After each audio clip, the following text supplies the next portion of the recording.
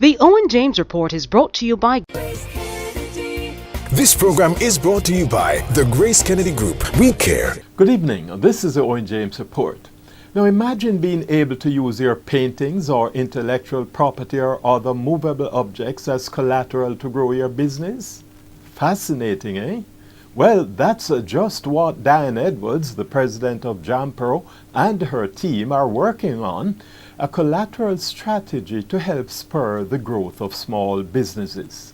We need to operationalize the Secured Interest in Personal Property Act, which is allowing people to use movable property, not just immovable property like houses and land.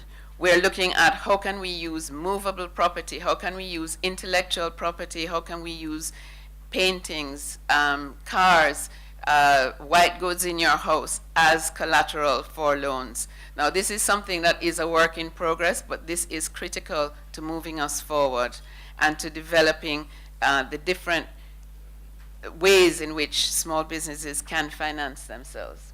Mrs. Diane Edwards, the president of Jampro, Jamaica's investments promotions agency, was addressing First Global Bank's second annual Small and Medium Enterprise Summit in Kingston on June 22.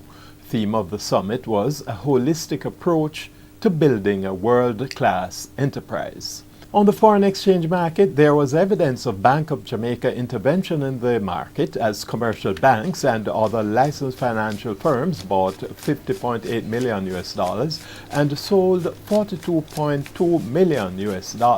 Now, both the benchmark American dollar as well as its Canadian counterpart weakened against the Jamaican dollar. However, sterling strengthened.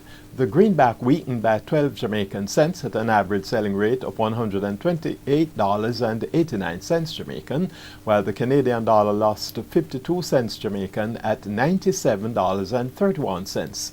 However, sterling strengthened by $1.09 Jamaican at an average selling rate of $163.71. News on today's stock market trading now, where losers outperformed winners by 25-18 and losses by highly capitalized entities such as Scotia Group, Sagicor Group, and junior market entities such as Dermont Trading and Lasco Distributors triggered moderate falls in the indices. The combined index lost 423 points, or 1/10%, while the main JC index slipped 151 points, or 0.06%.